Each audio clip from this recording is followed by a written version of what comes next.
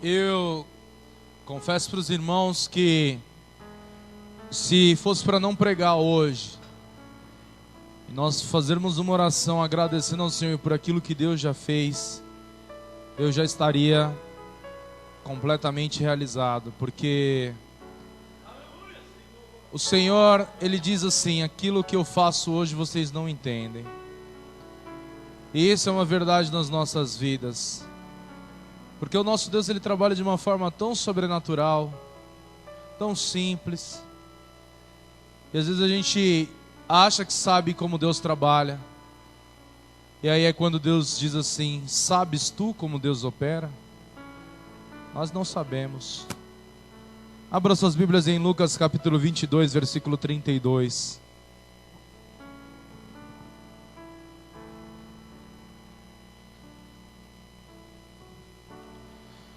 Lucas capítulo 22, versículo de número 32.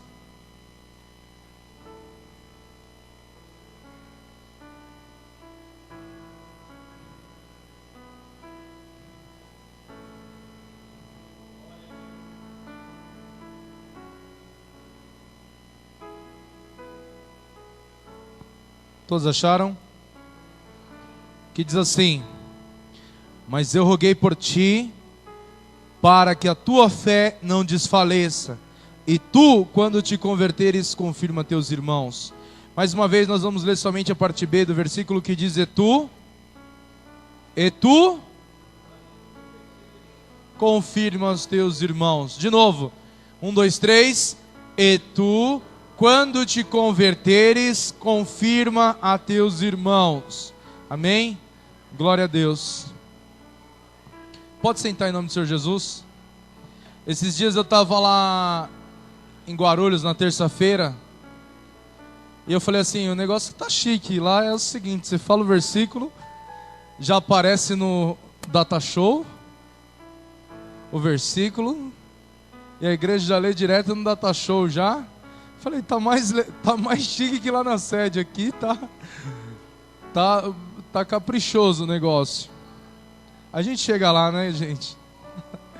Amém, glória a Deus. E o Senhor, Ele falou comigo nessa palavra, e eu quero ter a honra e a oportunidade de falar para os irmãos também aquilo que Deus falou comigo. O tema dessa mensagem é: e tu, quando te converteres, confirma os teus irmãos. Olha para o irmão que está do seu lado e diga assim: quando você se converter, pode falar, sem medo de errar, não se preocupa com quem está do seu lado não. Fala assim: quando você se converter, você vai ser uma bênção. Pode falar: quando você se converter, você vai ser uma bênção. Aleluia. Os dois aqui daqui a pouco vão... Amém? Queridos, agora eu pergunto uma coisa para vocês. Pode uma pessoa estar dentro da igreja, andando com Jesus há muito tempo, e ser carnal? Sim ou não? Sim ou não? Tem certeza disso? Os irmãos têm certeza disso? A pastora Ana falou aqui. Absoluta, né, pastora? Entenda o seguinte. Olha que situação interessante que nós vemos aqui em Lucas capítulo 22. Essa situação, ela começa com uma discussão de quem era o maior no reino dos céus. E aí, depois os discípulos, eles começam a perguntar, a dizer para Jesus, e o Senhor, Ele diz assim: olha, Simão, eis que Satanás vos pediu para vos ir andar como trigo, mas eu roguei a ti para que a tua fé não desfaleça, e tu, quando te converteres, confirma teus irmãos. Eu imagino que aquela palavra deve ter sido um choque para Pedro naquela ocasião, naquele momento. Aquela palavra, ela deve ter trazido uma revelação muito conflitante na vida de Pedro. Imagina que Pedro havia já andado com Jesus há 3 anos e meio. 3 anos e meio andando com Jesus todos os dias. Dormia, Jesus estava lá. acordava, Jesus estava lá. Ia comer, Jesus estava lá. Pedro ele não ia à igreja uma vez por semana. Ele era à igreja todos os dias. Todos os dias ele estava ouvindo Jesus. Ele não ouvia Jesus quando Jesus pregava 1 hora por dia. Ele ouvia Jesus da hora que eles acordavam até a hora que eles iam dormir. Todos os dias andando, vivendo, comendo, se relacionando com Jesus. E mesmo assim, Jesus olha para Pedro e fala assim: Pedro, quando você se converter? Eu acho que naquela hora, Pedro deve ter falado assim: para tudo. Eu vou sair dessa igreja, porque não é possível. Eu não posso aceitar isso na minha vida. Eu não quero mais andar, né, no meio desse povo. Como assim quando você se converter? Primeira coisa que nós precisamos entender, que a origem da palavra converter, ela tem origem na palavra metanoia, no grego, que significa mudança de mente, mudança de rumo, mudança de caminhos. Então, quando você diz para o seu irmão, quando você se converter, a mesma coisa dizer assim para ele: quando você mudar os seus caminhos. E aí talvez ele diga assim: mas eu não bebo, eu não fumo, eu não me prostituo, eu já abandonei a idolatria, já abandonei todas as coisas erradas que eu fazia no mundo, eu não ando em balada.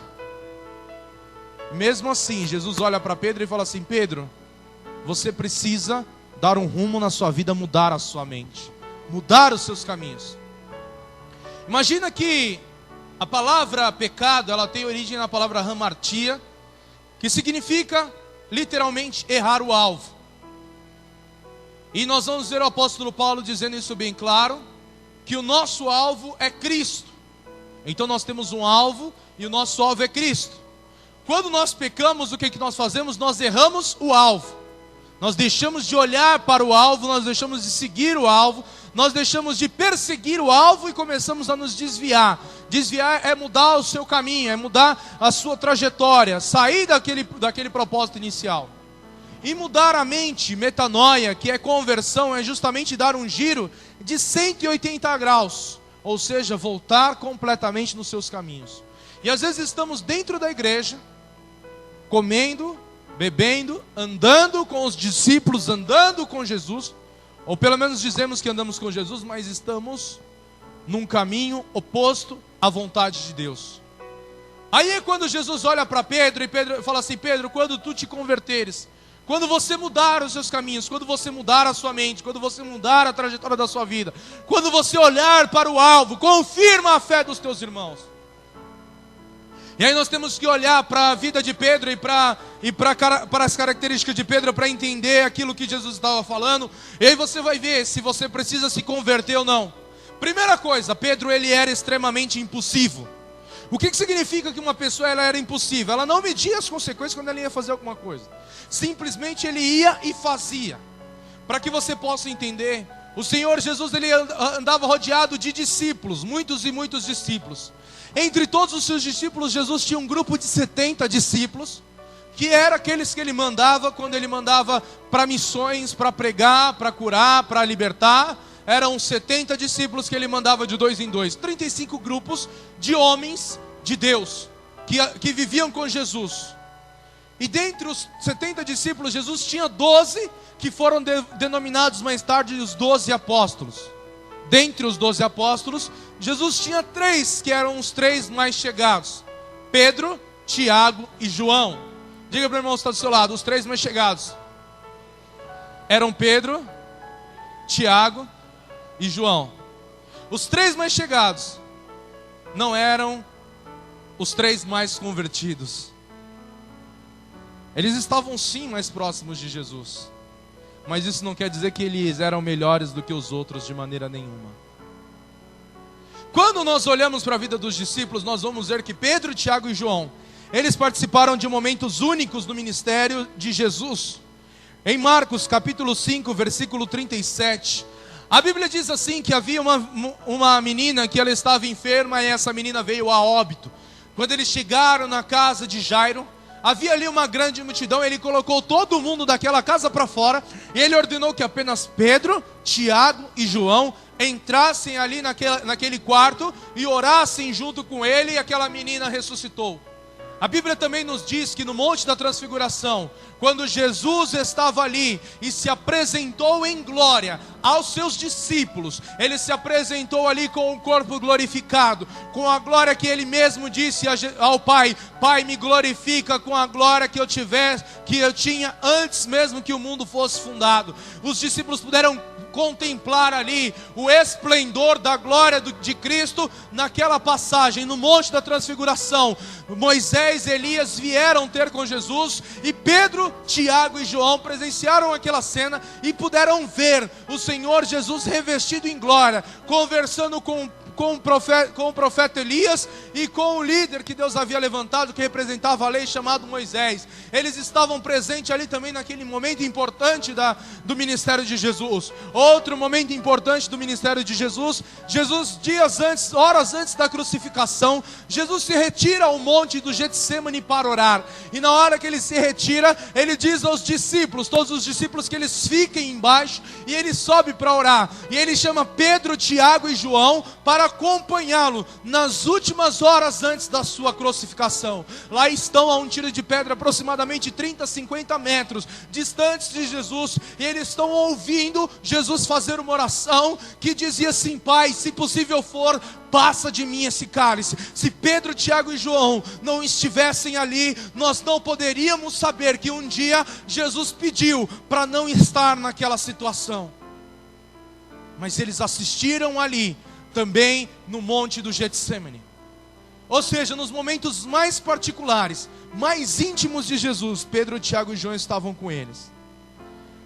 Só que Pedro, ele era absolutamente impossível. Pedro, o que é ser impossível? É aquela pessoa que vai e faz sem medir a consequência. Ele simplesmente vai e faz. Nós vamos ver isso em Mateus capítulo 4, versículo 19 e 20. Jesus está passando por uma aldeia de pescadores na Galileia, perto ao mar da Galileia. E lá está Pedro junto com os seus sócios, filhos de Zebedeu, Tiago e André. Estão lá pescando, e Jesus olha para Pedro e diz assim: Pedro, lança a mão das suas redes, lança a mão da sua embarcação de pesca, vem e segue-me. Pedro não era ninguém inculto, não era nenhum ignorante, não era nenhum serviçal. Pedro, ele era dono de uma embarcação de pesca. Pedro, ele era um comerciante. Pedro, ele tinha dois sócios, os filhos de Zebedeu, que eram André e Tiago. Pedro era alguém muito influente naquela época, e Pedro, ele tinha ali uma embarcação de pesca. Ele era alguém que tinha suas posses, tinha suas finanças, mas quando ele ouve o chamado de Jesus, imediatamente, sem fazer conta, sem pensar, sem a menor cerimônia, ele larga tudo e vai seguir Jesus. Ele não pensa duas vezes. Quando ele ouviu Jesus falar: segue-me, imediatamente ele abriu mão de tudo, foi seguir Jesus.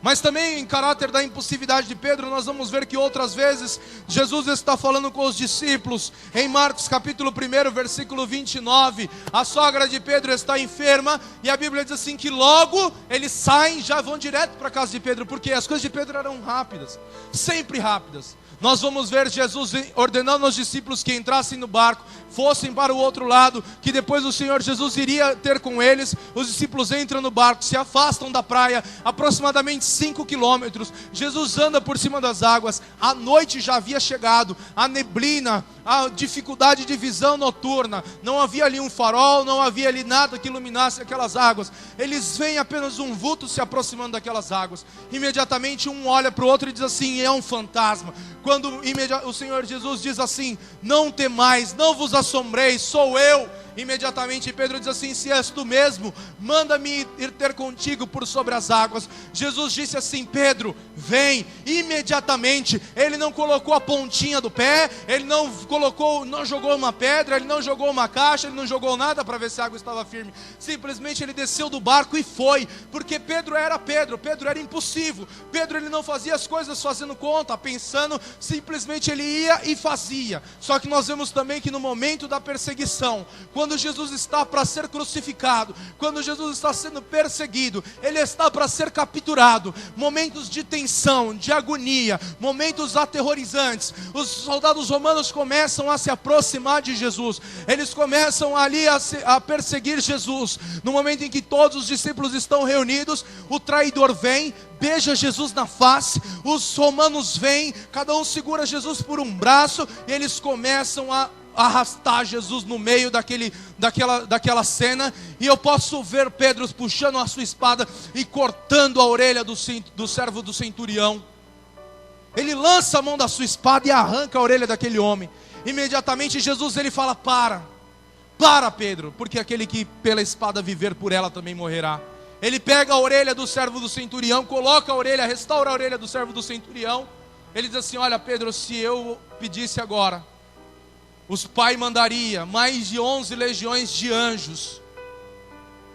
Ali ele estava falando assim: olha, mais de 100 mil anjos, se fosse necessário. Mais de 100 mil anjos. Mas você não entende os meus propósitos. Pedro era aquele cara que se você falasse para ele: Pedro, vamos orar? Vamos. Pedro, vamos abrir uma igreja? Vamos. Pedro, vamos evangelizar? Vamos. Pedro, vamos matar um cara? Vamos. Porque Pedro estava pronto sempre, para tudo. Pedro, ele era absolutamente impulsivo. Ele fazia as coisas no impulso, sem pensar. Ele simplesmente ia lá e fazia. Muita gente na igreja tem essa personalidade. Se eu ligar para ela 2 horas da manhã e falar: vamos evangelizar, ela fala: vamos. Se eu falar: vamos ali que eu vou resolver uma parada, ele não quer nem saber o que é, ele vai. É impossível. Age muitas vezes com a emoção. Esse era uma das características da personalidade de Pedro. Pedro também ele era muito inconstante. Imagina alguém que vivia numa gangorra. A vida de Pedro parecia uma grande gangorra. Se você olhasse para a vida de Pedro, parecia que você estava olhando para um exame, um eletrocardiograma. Pi, pi, pi. Uma hora está lá em cima, outra hora está lá embaixo. Uma hora está muito bem, outra hora está desviado. Uma hora está crente, outra hora está caminhando para o inferno. Uma hora ele fala assim: estou indo para Canaã. Outra hora ele fala assim: eu não quero mais saber de Canaã. Uma hora ele fala assim: vamos para a igreja. Outra hora ele fala: vamos para a balada. Uma hora ele fala assim: vamos evangelizar. Outra hora ele fala assim: não quero mais saber de nada. Uma hora ele está disposto a tudo, outra hora ele quer largar a mão de tudo. Esse era Pedro, era um cara absolutamente inconstante. A Bíblia diz assim que Jesus olha para Pedro e ele fala assim: Pedro, quem dizem os homens ser o Filho do Homem? E lá está Pedro, cheio do Espírito Santo de Deus, usado por Deus. O próprio Espírito havia revelado quem era ser o Filho do Homem. E ele começa a responder acerca daquele interrogatório de Jesus. E ele diz: olha Senhor, uns dizem ser Elias, outros dizem ser João Batista, outros um dos profetas. E Jesus então pergunta: mas tu, quem dizes ser que eu sou? E Pedro então ele imediatamente responde sem a menor sombra de dúvida, porque se Pedro cresce algo diferente ele falaria também, mas o Espírito Santo o havia revelado. Ele olha dentro dos olhos de Jesus e diz assim: tu és o Cristo, o Filho do Deus vivo, tu és o próprio Deus. E a Bíblia diz que então Jesus, olhando para Pedro, Jesus fala assim: Pedro, bem-aventurado és tu, Simão Barjonas, porque não foi carne nem sangue que te revelou, mas foi o próprio Espírito Santo de Deus. Foi o próprio Deus quem te revelou que eu sou o Cristo. E ele fala assim: sobre esta pedra, sobre esta declaração, sobre a sua afirmação, eu vou edificar a minha igreja, e as portas do inferno não prevalecerão contra ela. E aí Pedro naquela hora se encheu, porque todos os outros discípulos tinham ali as suas próprias convicções. Muitos até pensavam como Pedro, mas não tinham coragem de dizer como Pedro dizia. Pedro não fazia cerimônias na hora de falar, mas muitas vezes Pedro era um líder nato, e ele representava o pensamento dos outros, e ele falava em nome dos outros. Aí o Senhor Jesus, ele continua ali, ele reúne os discípulos ali. Eu penso que Jesus estava ali praticamente se despedindo dos discípulos. Estava nos momentos finais da sua vida na terra. O seu propósito estava chegando de ser entregue, como a Bíblia diz, como ovelha muda na mão dos que os tosquiam. Ele olha para os discípulos e ele começa a dizer: olha, importa que o Filho do Homem seja morto, seja entregue, seja crucificado. Eu imagino Pedro parando aquela reunião e fala: peraí, posso falar alguma coisa aqui? Posso falar, Senhor? O Senhor Jesus para e fala assim, pode falar, Pedro. Eu falo, não, peraí que eu vou falar em particular. Vem aqui, Jesus, vamos conversar. Ele chama Jesus em particular, e a Bíblia diz que Pedro repreende Jesus. Repreende Jesus, mas ele não está expondo somente um pensamento dele. Ele está expondo um pensamento de todo aquele povo que estava com Jesus, mas não tinha coragem de falar. E ele olha para Pedro e fala assim, mas Senhor, está dando tudo certo. Senhor, o Senhor prega, o povo vem, as pessoas são curadas. Senhor, o Senhor pregou aqui, ó, o pessoal que estava com fome foi alimentado, quem estava enfermo foi curado. Vamos estabelecer o reino aqui mesmo. Para com esse negócio de querer morrer. Para com essa história. O negócio é nós implantar o reino aqui agora. Vai morrer para quê, Senhor? E na mesma hora, Pedro, que havia acabado de dar uma declaração espiritual, ele estava sendo usado por Satanás. Mas quando Jesus olha para Pedro, Jesus não repreende Pedro. Jesus diz assim, Satanás, eu te repreendo agora, para trás de mim, Satanás. E com essa palavra nós podemos entender aquilo que diz na carta aos Efésios, que a nossa guerra ela não é contra carne nem sangue, mas sim contra principados e potestades malignas. A nossa luta ela é espiritual, a nossa guerra ela é espiritual. A nossa luta tem que ser contra os demônios que têm atuado na vida daqueles que têm se levantado contra a nossa vida, tem sido instrumento do diabo, muitas vezes para nos afrontar. Não podemos olhar para as pessoas muitas vezes como inimigos, mas nós temos que olhar para o diabo e dizer assim, Satanás, eu já te reconheci, vai para trás de Jesus, porque para trás de mim não, para trás de Jesus. Jesus falou para trás de mim, mas era ele que estava falando. Vai você falar assim, Satanás, para trás de mim. Aí eu falo para você que você é crente mesmo. Nós temos que interpretar o texto pelo texto. Nós temos que conhecer a Deus por aquilo que Ele se revelou a nós. O diabo muitas vezes quer que você se ocupe com coisas naturais, quer que você haja com a sua própria carne. Eu vou falar, eu vou fazer, eu vou bater, eu vou xingar, eu vou fazer isso, vou fazer aquilo, eu vou fazer... Mas não, o crente que é espiritual, ele reconhece que na vida da pessoa que tem se levantado contra a vida dele, há um demônio que tem se levantado para afrontar a sua vida. Pedro, era essa a característica de Pedro. Na mesma hora que ele era usado por Deus, ele também podia ser usado pelo diabo. Pedro, ele teve coragem de descer do barco e andar nas águas. Mas no meio das águas ele teve medo. A inconstância de Pedro. Pedro não teve medo de descer do barco, mas quando já estava andando sobre as águas, ele teve medo de continuar andando sobre as águas. E foi quando Jesus então pega na mão de Pedro e levanta Pedro. Pedro muitas vezes ele tinha um pensamento egoísta. Em Lucas capítulo 18, versículo 28, a Bíblia diz que Jesus está falando com um jovem rico. Aquele jovem rico olha para Jesus e diz assim, Senhor, o que é necessário fazer para te seguir? Então Jesus ele fala assim, observa este mandamento: não matarás, não furtarás, não dirás falso testemunho, honra teu pai e tua mãe. E aí aquele homem diz assim, olha, tudo isso eu tenho observado. Jesus então olha para ele e diz assim, olha, então pega todos os seus bens e dá aos pobres, reparte entre os pobres. Na mesma hora aquele jovem foi, porque aquilo parecia para ele impossível. Então Pedro, os discípulos perguntam, mas quem poderia salvar-se? Então Pedro, olhando para Jesus, diz assim, Senhor, nós deixamos tudo para te seguir. Senhor, eu deixei a minha embarcação de pesca, abri mão da minha sociedade, abri mão das minhas rendas, abri mão do meu comércio, abri mão do meu negócio e estou aqui te servindo. Pedro se achava superior, ele se achava melhor do que os outros. Todas as vezes que tinha uma discussão importante, Pedro se levantava, ele era o primeiro a falar, o pensamento que representava o grupo. Pedro, ele se achava muitas vezes melhor. E quando ele diz para Jesus assim, Senhor, e nós? Pensamento egoísta. Jesus olha para ele e fala assim, Pedro, não se preocupe, porque eu nunca fiquei devendo nada para ninguém. O que Jesus estava dizendo era, aquele que deixar pai, mãe, bens pela minha palavra, para me seguir, herdará, ainda nessa terra receberá 100 vezes o mesmo tanto, e por fim a vida eterna.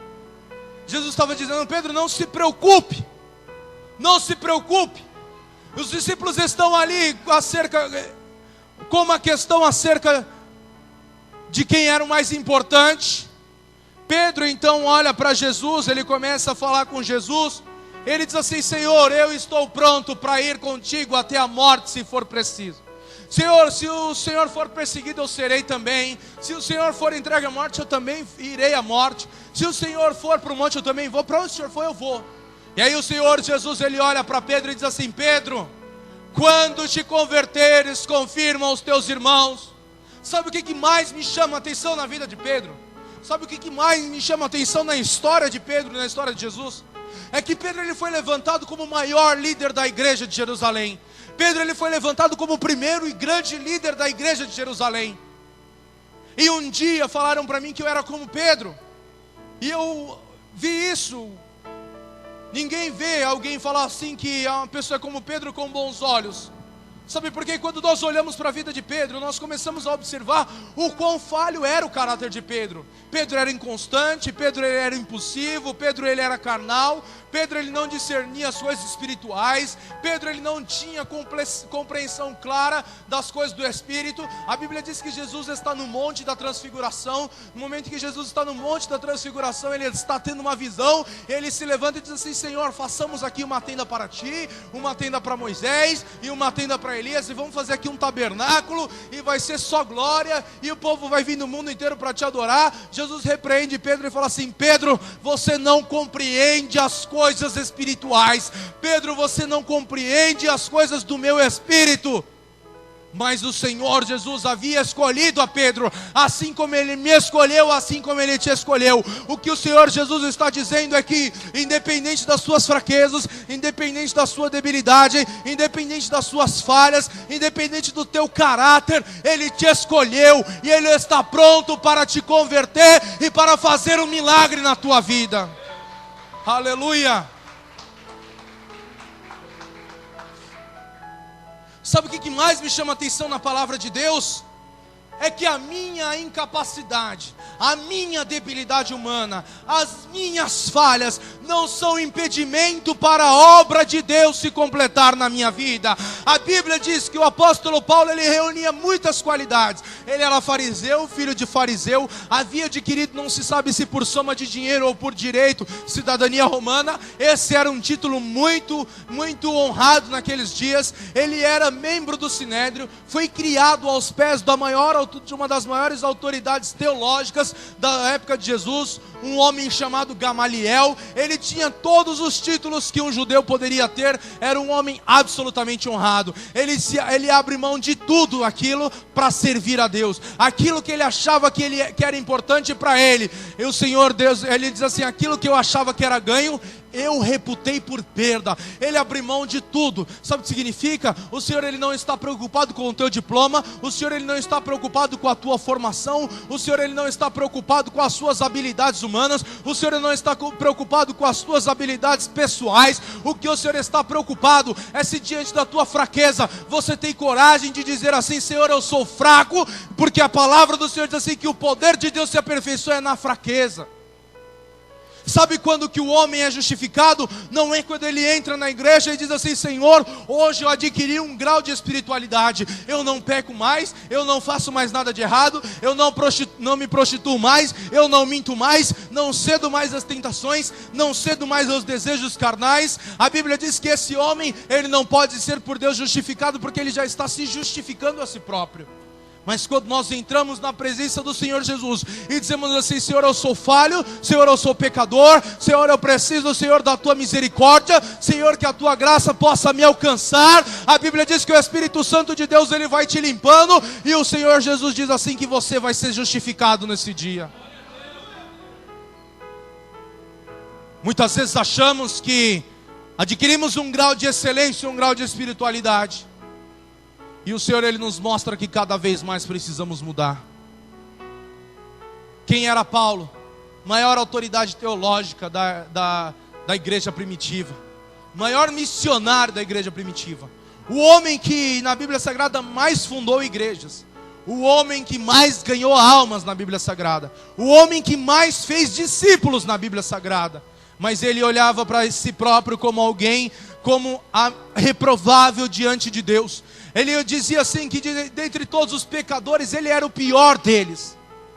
Ele dizia assim que dentre todos ele era o mais fraco, o mais indigno.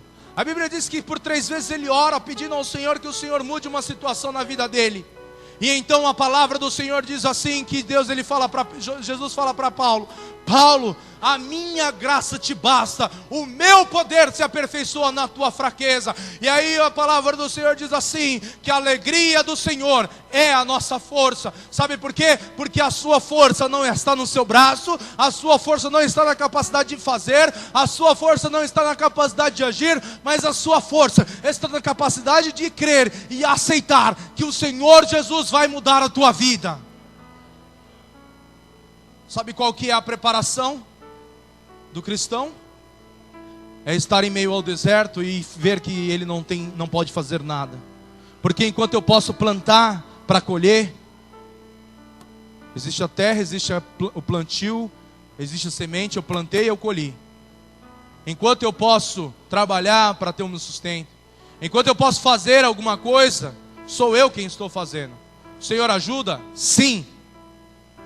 Mas só quando não existem recursos, só quando as possibilidades se esgotam, e a única coisa que nos resta é confiar no Senhor, é que o Senhor se revela a nós, e nós podemos dizer: Senhor, quando eu penso que estou fraco, é que sou forte, porque o teu poder, ele se aperfeiçoa na minha fraqueza. Nós vemos que Jesus, ele dá um tapa na cara de Pedro, espiritualmente falando. Porque na hora que Pedro acha que ele está bem, na hora que Pedro acha que ele adquiriu um grau de espiritualidade, na hora que Pedro acha que ele é alguém, a palavra do Senhor diz assim, que então Jesus diz assim para Pedro: Pedro, quando você se converter, quando você mudar os seus caminhos, quem faz o milagre na nossa vida é o Senhor Jesus, mas nós temos que contribuir com esse milagre. E nós vemos que Jesus, ele fala para Pedro, então: Pedro, você vai ser levantado como um líder da igreja. E para ele talvez aquilo fosse impossível, para os discípulos fosse impossível, para a igreja fosse impossível. Mas a Bíblia diz em Lucas capítulo 1, versículo 37, que para Deus nada é impossível. Talvez algo que para você parecer impossível hoje, é porque você tem tantas vezes lutado com as suas próprias forças. Coloca a tua confiança nas mãos do Senhor, confia nele, e no mais tudo ele fará. E aí nós vemos quando Jesus morreu e ressuscitou, imediatamente todos os discípulos voltam a fazer aquilo que eles faziam antes. Jesus então se apresenta a Pedro e diz assim: Pedro, você me ama? João capítulo 21. E a Bíblia diz assim, que então Pedro olha para Jesus e diz assim: Senhor, eu te amo. Só que ele não diz o eu te amo dizendo assim que amava Jesus, estava disposto a ir com Jesus até as últimas consequências, caso necessário fosse. Ele estava dizendo a Jesus que o amor dele era um amor limitado. Jesus diz assim: apacenta os meus cordeiros. Mais uma vez Jesus pergunta: Pedro, tu me amas? E Pedro responde mais uma vez: Senhor, nós estamos juntos. Mas Pedro não estava disposto a ir até a morte. Jesus mais uma vez diz para Pedro: Pedro, então apacenta os meus cordeiros. Mais uma vez Jesus pergunta para Pedro: Pedro, tu me amas? Pedro se entristece, porque pela terceira vez Jesus estava perguntando para Pedro se Pedro o amava. Igreja, talvez naquela hora tenha passado um filme pela cabeça de Pedro. Talvez naquela hora ele tenha se lembrado que Jesus dias antes havia falado que ele o negaria 3 vezes. Naquela hora que Jesus diz para Pedro que Pedro negaria 3 vezes, para Pedro aquilo podia parecer absolutamente impossível. Mas Pedro se viu diante da primeira vez e alguém disse: eis aqui um discípulo dele. Pedro diz assim: eu não.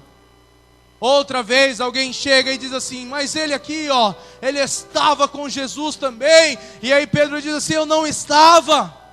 E mais uma vez alguém diz assim: olha aqui, ele também é um discípulo de Jesus. Pedro diz assim: não, eu não sou. E pela terceira vez o galo canta. Naquela hora, uma flecha, uma faca entra no peito de Pedro. E ele pensa então imediatamente: eu falhei. Talvez seja o sentimento seu hoje, eu falhei. Talvez seja a acusação que o diabo tem colocado contra a sua vida, eu falhei. E quando Jesus ele fala para Pedro, Pedro, tu me amas a primeira vez, aquilo soa como uma pergunta normal. Pela segunda vez, aquilo soa como uma pergunta talvez de suma importância. Mas quando Jesus fala pela terceira vez, Pedro se entristece, porque ele sabia que Jesus estava fazendo referência ao fato de Pedro tê-lo negado. Jesus estava colocando aquele amor que Pedro dizia à prova, mas o que Jesus estava dizendo era assim: chegou a hora, Pedro, de você se converter, porque você vai ser elevado ao patamar de líder que eu disse que você seria. Quem vai fazer a obra na tua vida é o Senhor Jesus. Não importa se você caiu 1, 2, 3 vezes, não importa se você negou a fé, negou a Cristo 1, 2, 3 vezes, não importa se você esmoreceu 1, 2, 3 vezes, não importa se você é falho, se você é pecador. Simplesmente uma coisa que eu tenho para declarar para você: glória a Deus pela sua vida, porque Deus não escolhe os capacitados, mas Ele capacita os escolhidos. Deus usa as coisas loucas desse mundo para confundir as sãs. Deus usa as coisas loucas para confundir as sábias. E aprove a Deus escolher você para fazer a diferença. E vão ter que ver, mas dizer assim: não foi o que negou, não foi o que esmoreceu, não foi o que temeu, não foi o que teve medo, não foi o que cortou a orelha do servo do centurião. Sim, mas hoje ele não é mais Simão, mas ele é a rocha, ele é Pedro, ele é o líder dessa igreja, dessa comunidade.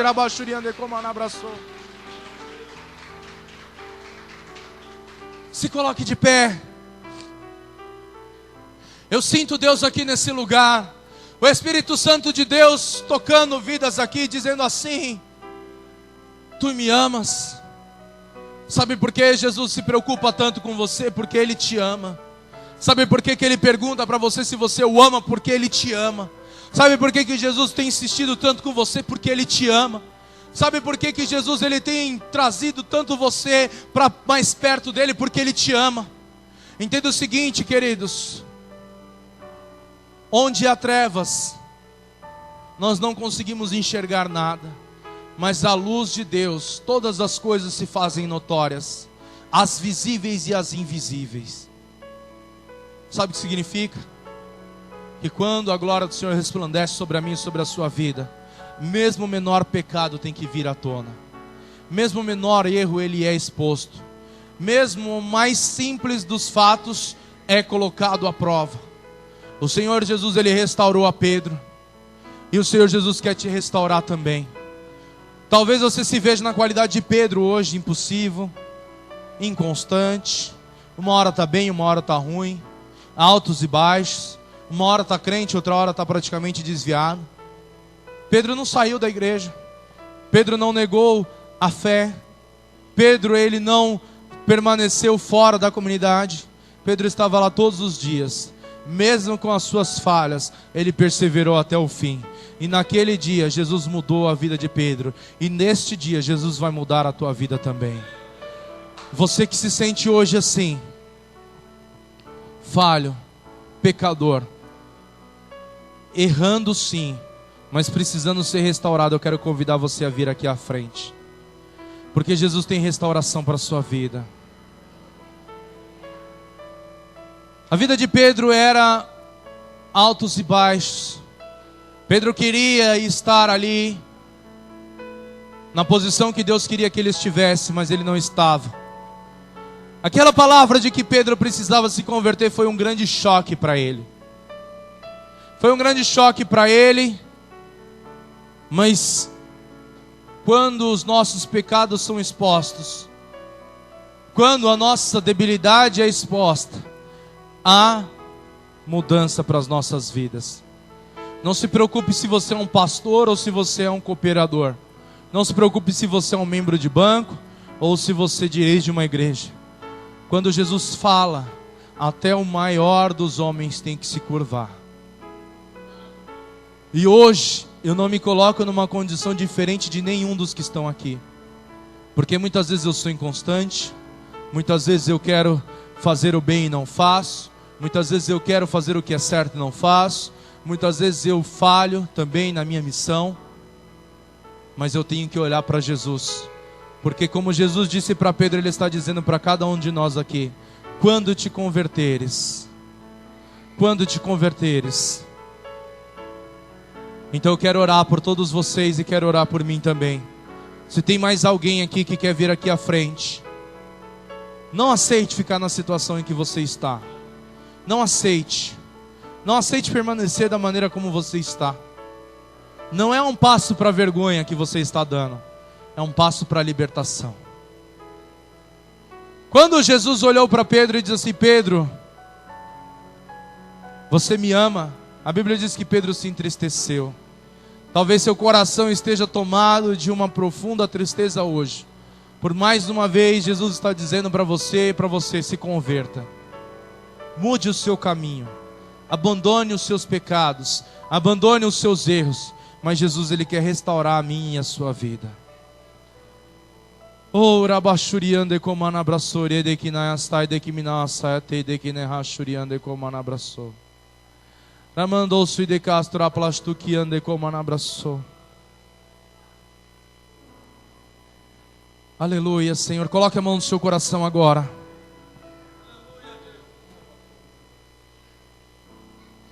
Queridos, eu não estou falando com super crente, não.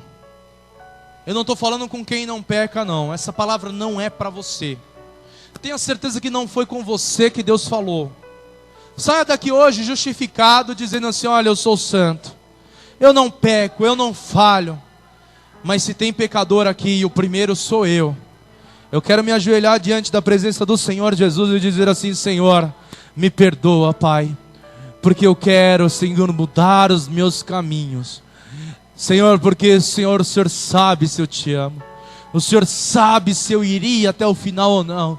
O Senhor conhece o meu coração. O Senhor conhece a minha vida. Senhor, eu quero te pedir perdão, Pai, pelas minhas falhas, pelos meus pecados, porque quando eu penso que sou alguma coisa, o Senhor expõe o meu pecado, a minha debilidade, a minha fraqueza, e eu tenho que reconhecer o meu erro e o meu pecado. Mas quando eu digo: Senhor, eu me humilho perante Ti, Senhor, eu sou falho, Senhor, eu sou pecador, a Tua palavra diz que aqueles que se humilham debaixo das potentes mãos de Deus, ao seu tempo Ele vos exaltará. Senhor, não estamos nos humilhando a homens, mas nós estamos nos humilhando perante Ti. Senhor, eu confesso a Ti, Pai. Senhor, eu preciso ser restaurado, eu preciso ser sarado, eu preciso ser curado, eu preciso ser limpo, Senhor, e pela Tua graça, somente pela Tua graça, Senhor, eu quero Te pedir que haja restauração, que possa haver cura, que possa haver transformação, que possa haver perdão para o pior pecador que sou eu nessa noite. Me limpa, limpa a Tua igreja, limpa a Tua casa. Há um rio neste lugar, há um rio neste lugar, e as águas de Deus, onde elas estão passando, a cura, a milagre, a libertação, a limpeza, seja limpo, seja transformado. Você que não sentia a presença de Deus, sinta o Espírito Santo de Deus te tocar aí. Ele está tocando aí. Você que não falava em línguas, comece a falar agora. Agora, agora, agora. Senhor, vai tocando, Pai. Senhor, eu não consigo ser perfeito, Senhor.